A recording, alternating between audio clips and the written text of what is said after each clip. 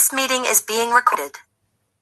Hey, how are you tonight, sir? Master Prink, 123 in the building. How are we doing? Oh, I'm doing fine. How you doing today, Dave? It's good to hear your voice.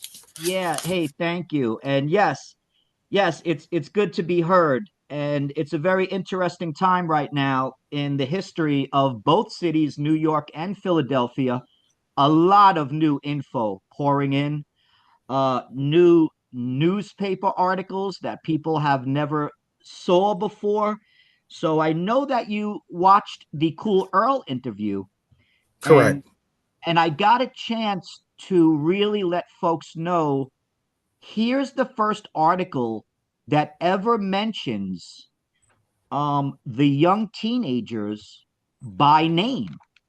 And what's very interesting is you and I had a conversation, and you were very interested in Bobby Beck. And we'll get to that gentleman in a minute.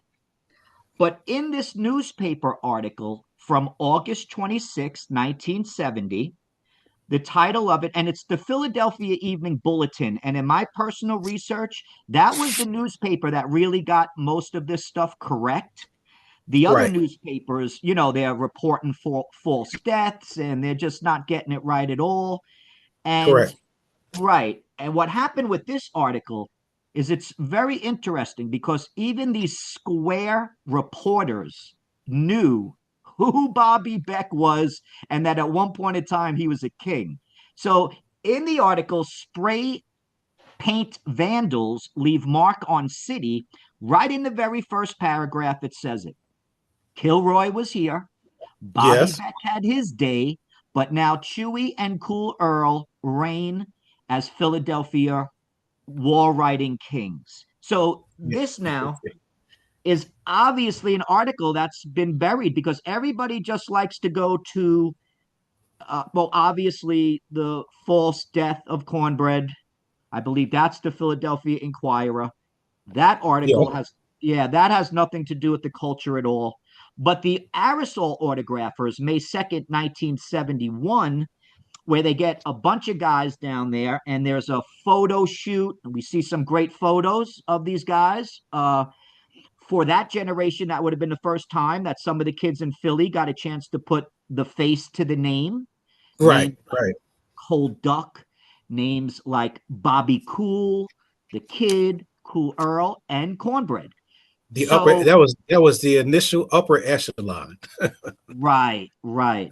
But Yes. it's just interesting to know that we're talking about a whole calendar year before that Earl is named. You know what I mean? A whole calendar year before that. It predates. Yes. So it's interesting to know, I mean, that was out there for so long and no one really put their finger on it. Because for me, that's the first thing I'm going for. I have some Correct. interesting stuff that will come out in my research where there was a back and forth in one of those newspapers. And what it was, somebody called up, was complaining about the graffiti. There was a call and response between people writing into the newspaper. And that's in July of 1970. And it goes back and forth three times, but there's no names mentioned. But then Right. by Right. August of 1970, there's Cool Earl's name in the newspaper. So there's no denying that popularity was coming from the West Philly writers Right. because we got Chewy listed next to Bobby Beck and Kilroy. Now, that's touched on a lot in the Cool Earl interviews, but what you and I found in our conversation, actually what I found was that you were very interested in Bobby Beck, and your attitude is what I appreciated. And it was, how are we denying this guy? Am I correct? That's correct. You cannot. I mean, history has to be respected. We can have a truth that seems to be dominant, but once the research would dictate that we're going to find more.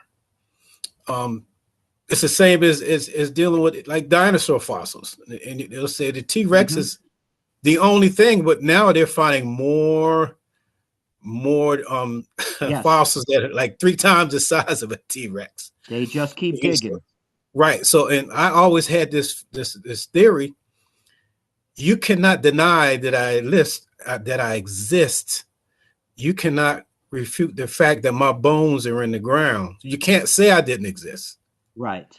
So facts it can be manipulated, it can be revised, but truth will come out. Yes. And you, sir, definitely were there. So could we let the folks know a little bit about your history, Master Prink 123, when you start and what neighborhood you're coming out of? Yeah, I started actually writing graffiti in 74, but that's what we would call school kings. In my junior high school, Wanamaker Junior High School, which is no longer there, I started writing Dr. Proctor. I destroyed the Okay. school, the principals, they were looking for me, and then I went to Benjamin Franklin High School. What district is this? West Philly, North Philly, South This is Philly? all North Philadelphia. North Okay. Philadelphia. Okay. Um, that school was at the corner of 11th and Cecil B. Moore, which was once called Columbia Avenue. And Benjamin Franklin High School was Broad and Green. I destroyed that high school, Yes. and that school had a legacy of kings like Tank, and Mm. there's some of their names were still on the walls. I'm like, it was amazing stuff. And down in the locker room, Oh, yeah. so I completely destroyed that. And Submarine frequently brings that up. That when he was there, he's like, "Oh, Matt, tags from." Well, back then I was writing Don Amici, DA. I Okay. was in a crew called Sly Artistic Masters. Master Prank is something when I seemingly stopped writing, but I was still going on route with other writers, but I wasn't tagging. Sure. From 78 to 83, I was still out there, but I wasn't tagging. Okay. They still try to pass me can. Said, no, I'm not writing anything. Because my family knew who I was. So I kind of kept it on the low. But I came back out in 80, like around, I think 83, Yes. when Mayor Wilson Good had it, his team sub called me and said, they're giving out jobs if we just come in and, turn in our names. And I did that. I went in there, I signed up, Don Amici, Sly Artistic Masters. But I started writing again. I came back out like a year later, started writing Master Prink, and PRINK. It means ones who love to adorn themselves, fashion, Mm-hmm. that's and so, but Prank was, I built the name off of my best friend Print, Print. Okay. He was a good friend of mine. I didn't know he was a writer, and I was Okay. already an artist. And so he said, "Hey, check this out." So he showed me some hand styles. I was like, "Whoa!" I didn't know he was a writer. So that's how I got into the writing game. And Gotcha. I worked my way. I put in work, and finally got accepted into the crew. And so when I came back in 84, I put in a lot of work. And then, Tim Spencer, who was the director of the Anti-Graffiti Network, we started bumping heads. And then it was a war between the writers in the city. And I Okay. started a crew called COD, which is Children of Doom. Mm-hmm. And Teaser was my vice president. And so all the kings, the president of all the crews, I called a meeting and they all assembled on May the 2nd? Or was it May the 4th of 1984 at 9th and Cecil B. Moore? About 100 writers showed up. Okay. And so that was our war against the city, and the city did lose, actually. Got you. And you So mentioned a good brother. Shout out to King Submarine. yes, my brother, my baby brother, well, he's not a baby anymore. And none of us are. The decade's been flying. When you say 1984, man, I mean, I can't believe where we are right now. But yes, thank you for sharing that history and a little bit about your past. And I know that the folks in your city are very familiar with your legacy.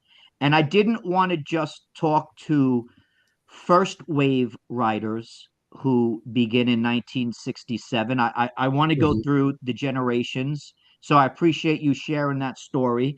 And some of the stuff that you and I spoke about, which was very interesting, was the Bobbie Beck stuff, because there's a lot of a lot of stuff out there.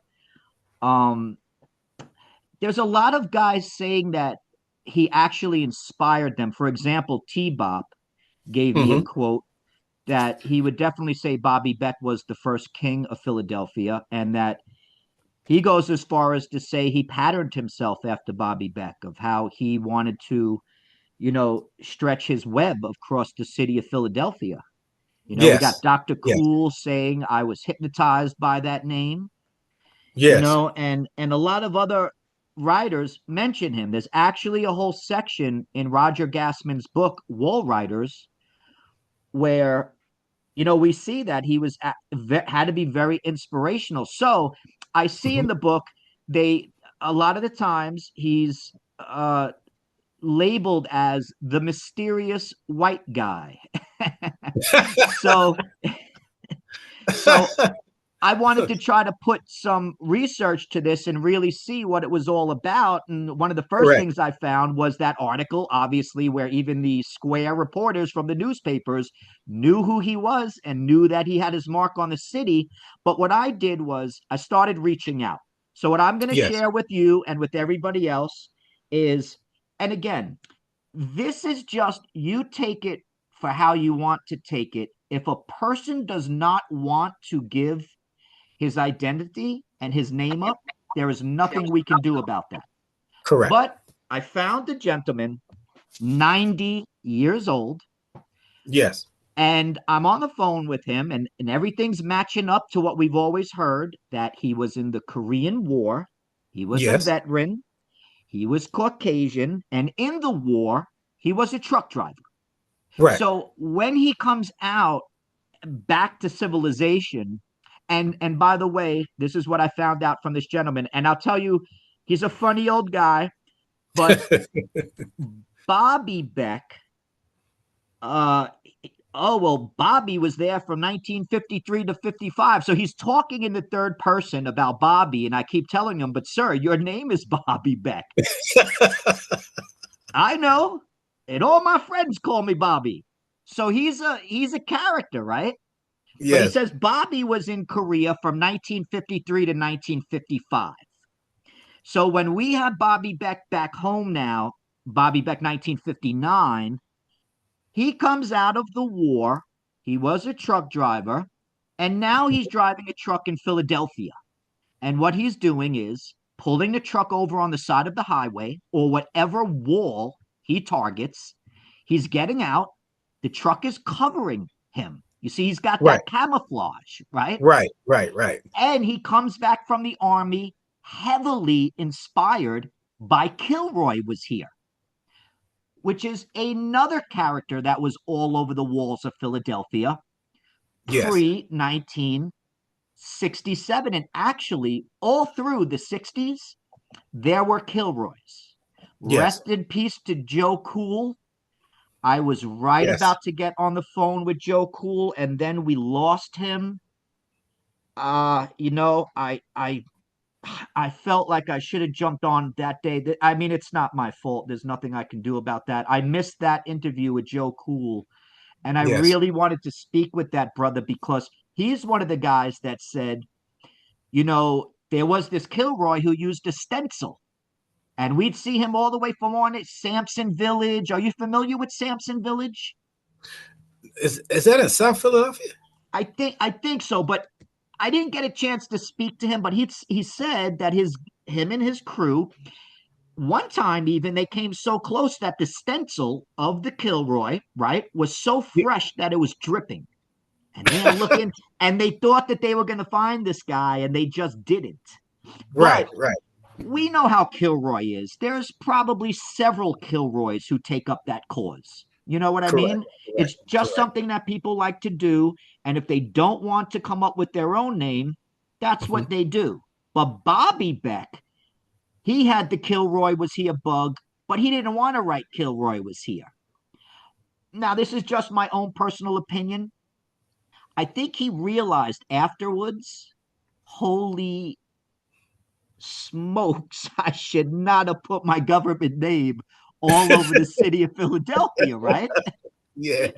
So so we definitely know Bobbie Beck 59. Bobbie Beck was here. Bobbie Beck was loved. So now all of this is beginning to match up, and we're Mm-hmm. beginning to get some confirmation. And again, if folks want to take that story with a grain of salt, that is fine. I'm not trying it does I don't need that to prove any point. It's No, just no. very right. It's just very interesting to know. So this is the way he would speak. I mean, sir, you're Bobby, but and he would go back and forth. No, yeah. All my friends call me Bobby. He was just a real, he wanted me to read between the lines. And I said to him at the very end of the conversation, 90-year-old gentleman, and he was not senile. Okay. And Mm-hmm. I said, sir, if you admit this to me, I promise I will keep this. Bobby wouldn't like that.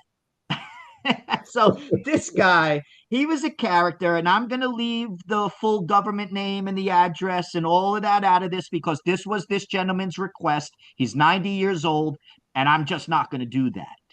Yes. But you know what I mean?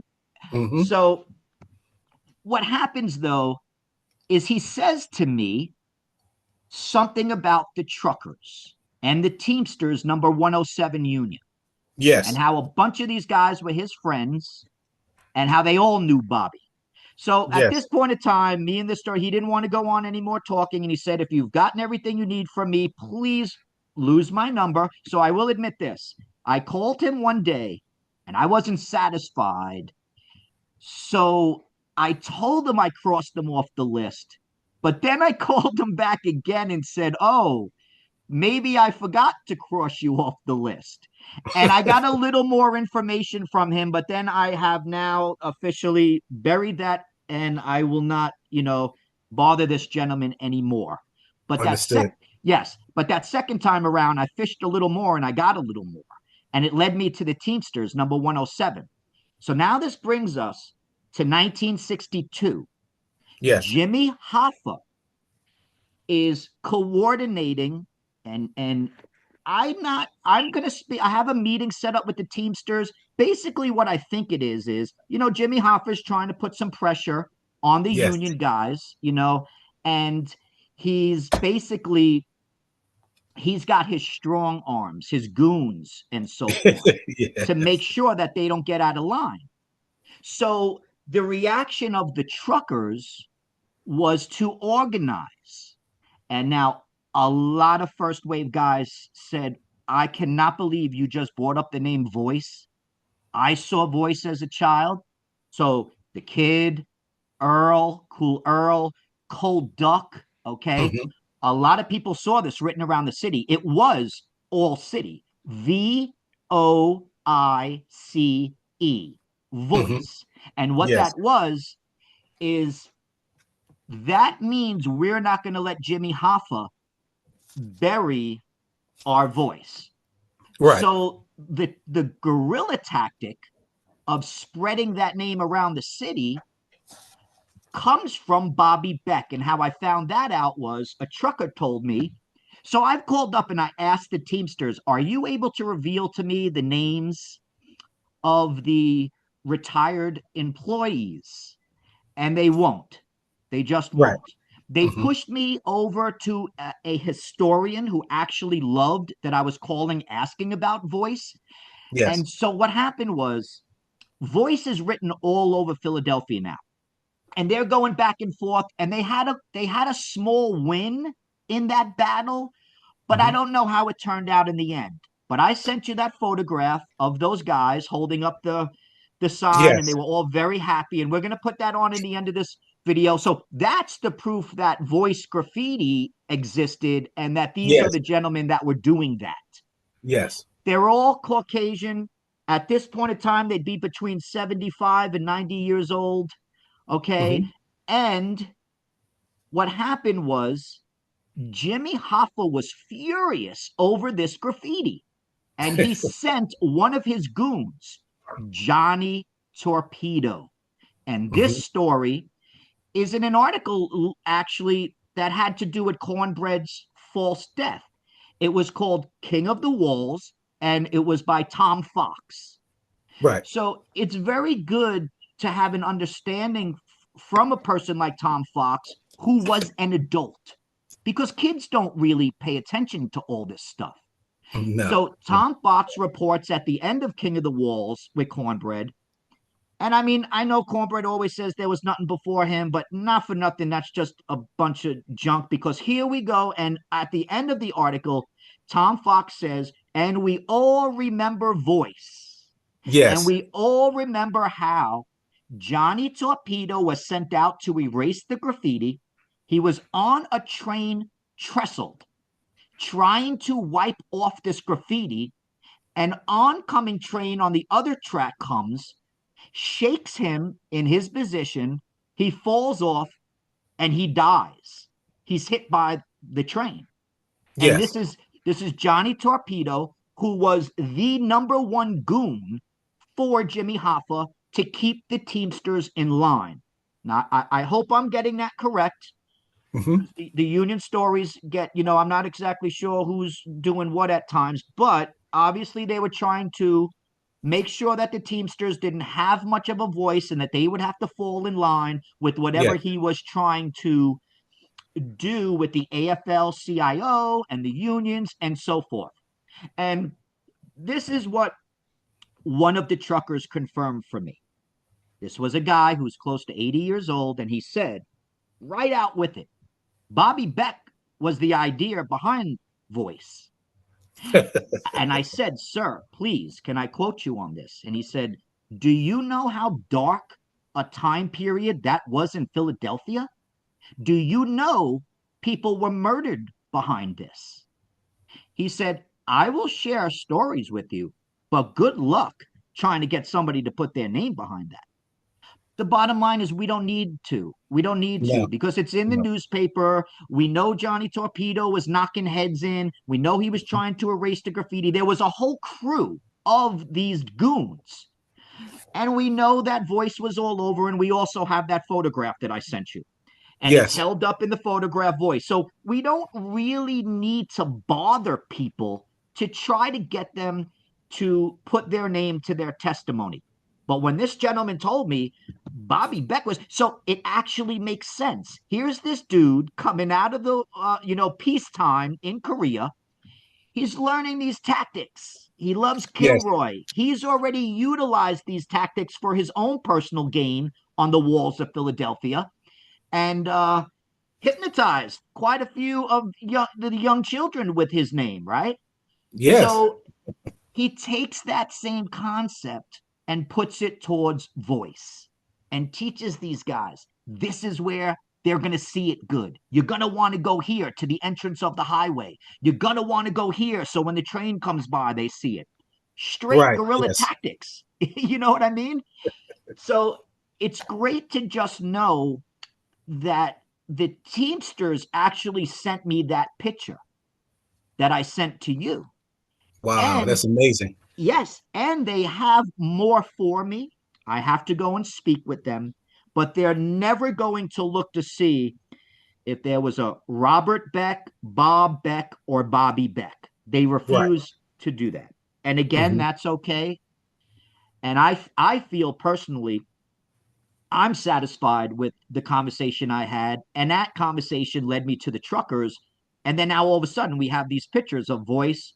The King of the Walls article proves it all. And again, Tom Fox was an adult.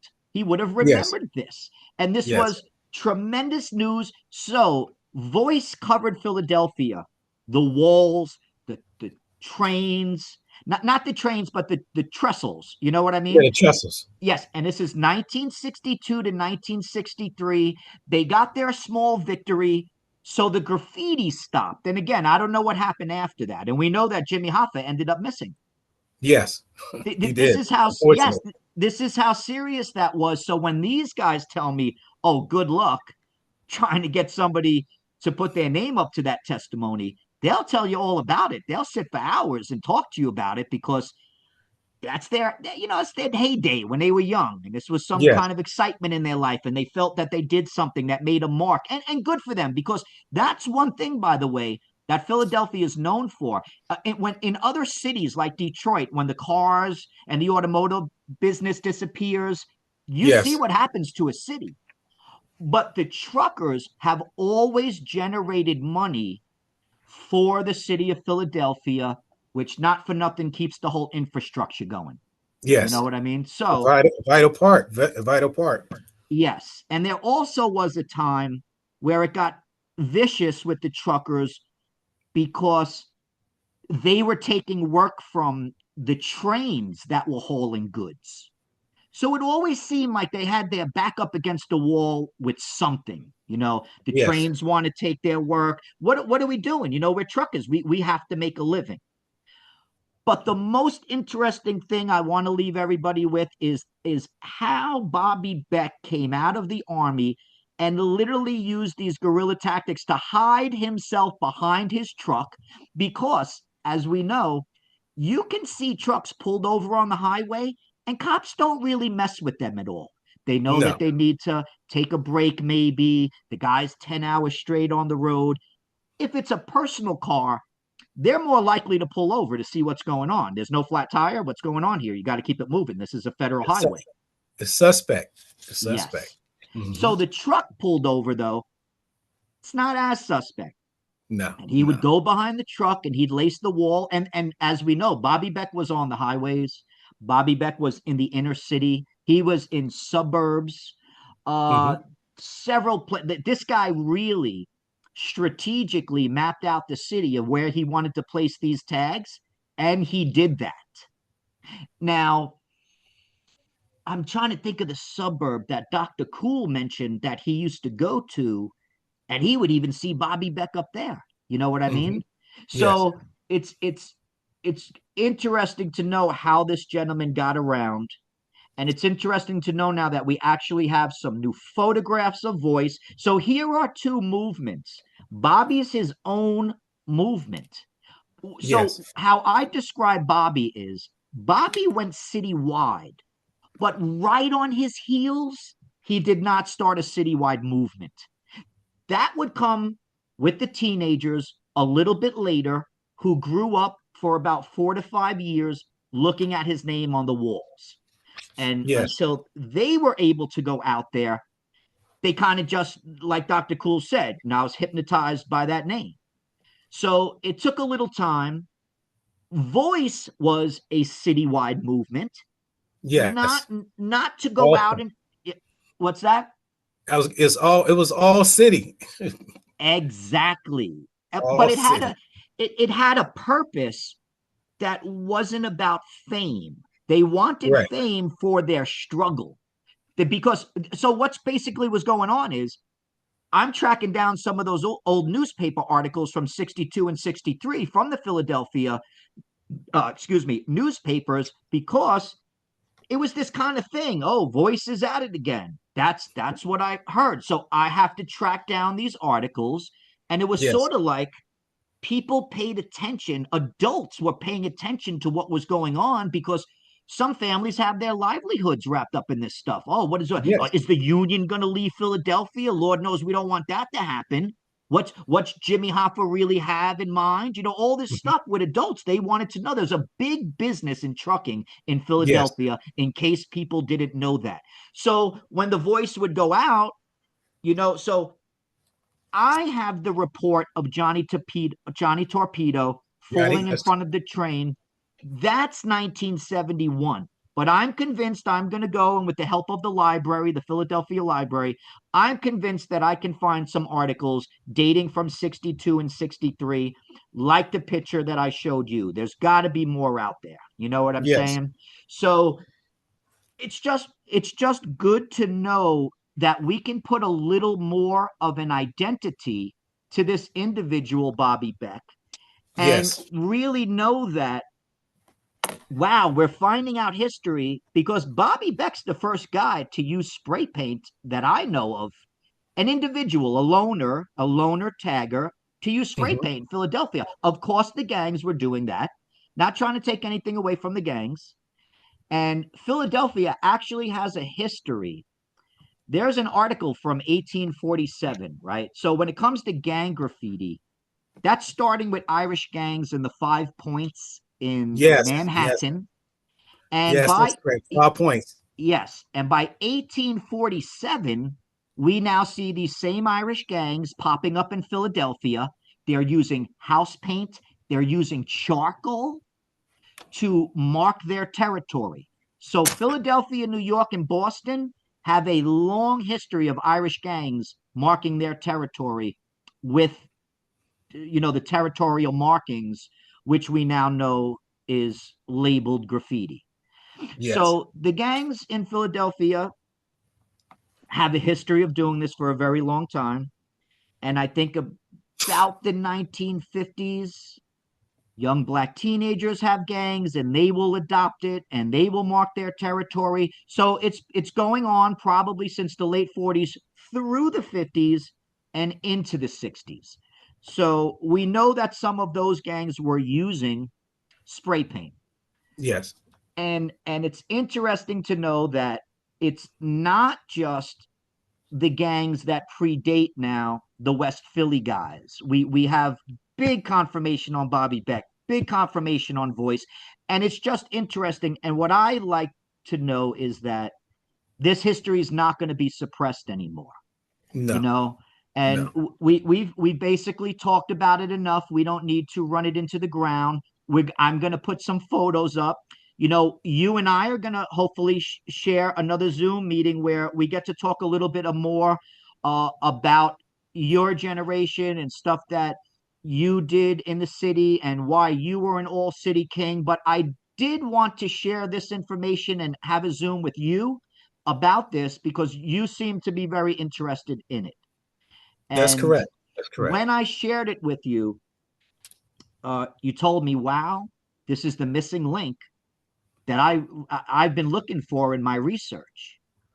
And I just want to share this information. You know what I mean? I'm planning on putting some books out on this, on the city of Philadelphia as well as the city of New York. And I just want other researchers to know that people might want to hold up a minute because there is brand new stuff coming out and it's very interesting, and it Yes. and it's and it links things together. it Yes. it brings a Yes. full picture of what was going on with aerosol, with the walls in Philly in the Yes. early Yes. 60s. and Yes. and it definitely, like Cold Duck, he told me, I saw Voice, and he also says, I remember this one dentist office where my mother used to take me, and right at that dentist office there was the wall with the big nose and the head sticking over the wall with the Mhm. Kilroy was here. So yet again, these are, and sometimes I say this. If somebody says, "Oh, well, I wasn't influenced by Kilroy," I will say this. If you saw him on the walls, regardless, subconsciously, that person is doing what you eventually do. Now, you might Yes. say somebody else influenced you, but when you see the act and you see it in action, it is going to leave an indelible mark on you. You cannot get around it. You might not think it inspired you, but it did, Yes. Yes. just by seeing it. So there's a rich history with this stuff in Philadelphia. I'm even going to put up that article at the end of this about the article with the gang graffiti. It has a Yes. it has a picture in it with, what they used to call the dude back in the days. If you were the dude, you had the fly gear in the Exactly. 1800s. You walked with a Yep. little bop. Believe it or not, it was the Irish gangs walked with this kind of bop with a cane that Yeah. we see come in 100 years later, like a real exaggerated walk, a real swagger to them. You know what I mean? And I'll Yes. I'll put that up. I'll put the picture of the guys from Voice. I'll once again put up the article that has, it's undeniable.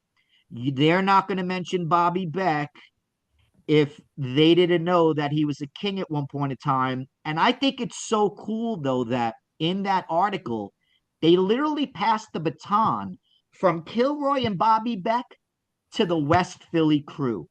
That is phenomenal.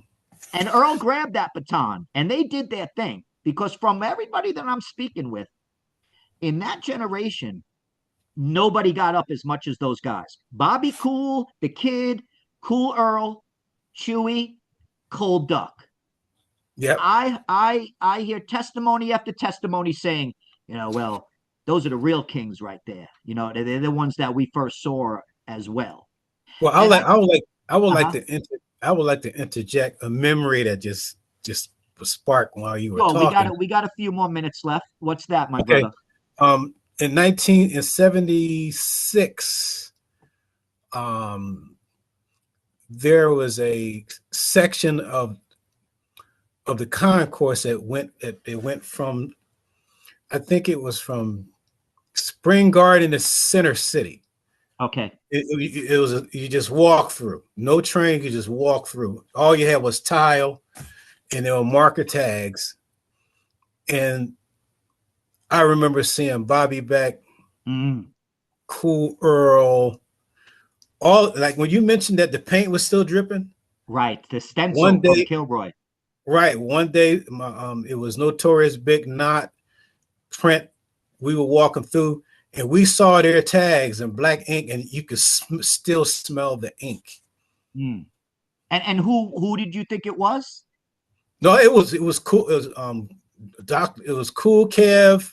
Okay. Um, I know for sure. I remember because I was staring at the way he wrote the eyes. It was Right. Cool Kev.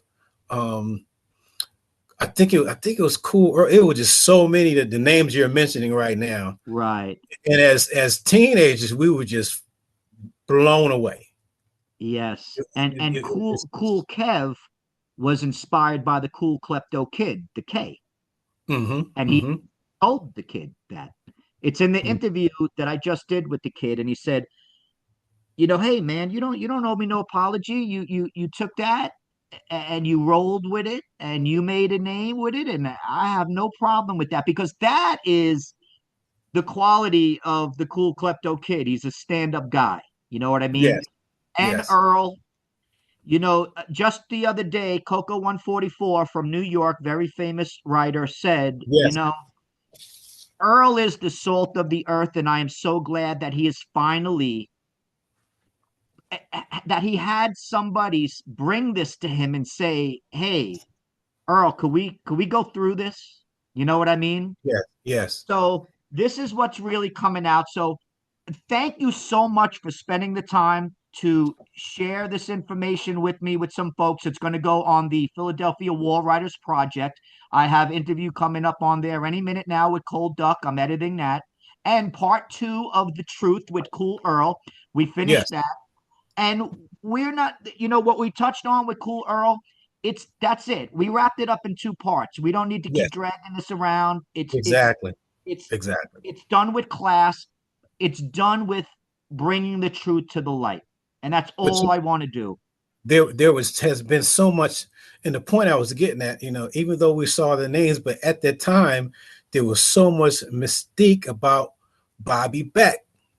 I mean, Yes. his name was just, like whistled in the writer community, even though we had Yes. these current kings, and these kings from the first golden era, and then you that and so the kings of the second golden era were kids. We were the Yes. teenagers. It's gonna cut off. So thank you so much. All right. Thank you so much for sharing this Zoom with me. And You're we welcome. will Thank you get for back having on me. it again. What's that? I said, thank you for having me. Yes, yes, sir. Thank you so much. And we will have another one. So take care and have a good night, my brother. All right, you too, my brother. Okay.